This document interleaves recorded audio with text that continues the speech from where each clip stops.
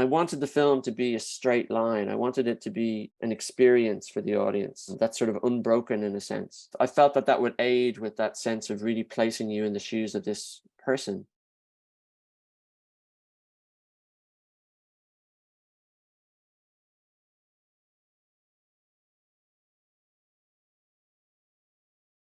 It's not a film that's heavily reliant on its plot. Narrative development of it isn't where the heart of it lies. It was a sort of a gamble or a leap of faith in a sense that an audience would step into the shoes of this young girl and would allow themselves to remember what it feels like to be a child.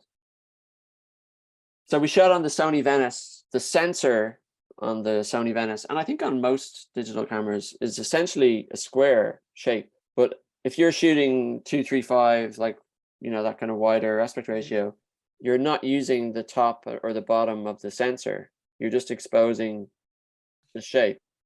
Whereas we shot 1:37:1, which is the Academy ratio, and that's almost all of the sensor. So that's why you can see the ceilings and the floors quite prominently in the film, because the vertical range of the film is greater in a sense.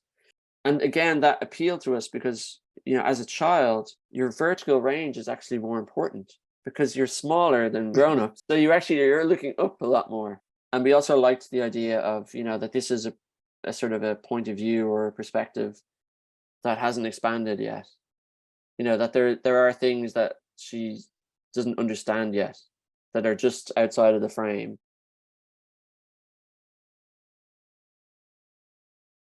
The bilingualism is something that's inspired by my own sort of lived experience. The fact that I grew up in a household like Coates in The Quiet Girl, where I had one parent always speaking English and one parent speaking Irish, and so the two languages have always sort of coexisted for me.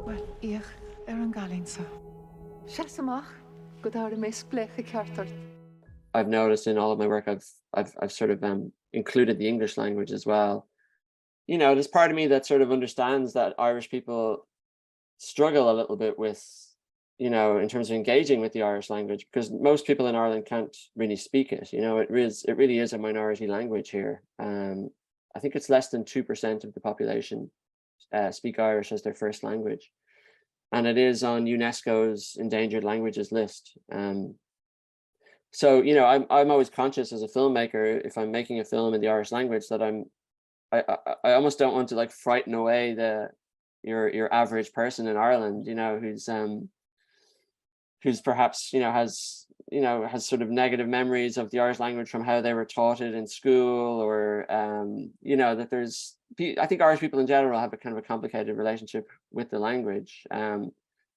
So I think my films are oftentimes allowing space for that audience to sort of, as a way in, that that this isn't an entirely Irish language film. Like this film is acknowledging the fact that there are two languages on this island that we speak.